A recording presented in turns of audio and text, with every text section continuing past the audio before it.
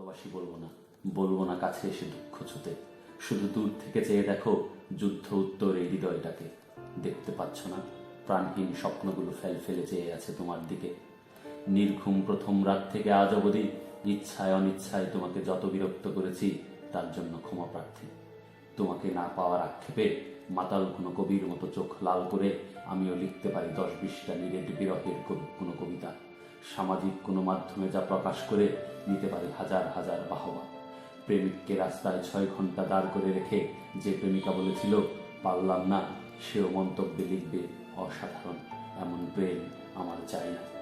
ভালোবাসা ছাড়া তোমার অন্য কিছুর প্রতি আমার আকৃষ্টতা ছিল না বলেই তোমার রঙিন উন্না কিংবা রেশমি চুরি ছুতে যাইনি কখনো। ভালোবাসাহীন তোমাকে পাবার ব্যাকুলতা ছিল না বলেই নিজেকে কখনো তোমার ততটা কাছে নিয়ে যায়নি যতটা কাছে গেলে তোমার চুলের গন্ধ পাওয়া যেত। অথচ তুমি বছর 20-10 পর দীপিকার সন্তানের মা হয়ে বলবে এখনো ভালোবাসি। এই কি ভালোবাসা?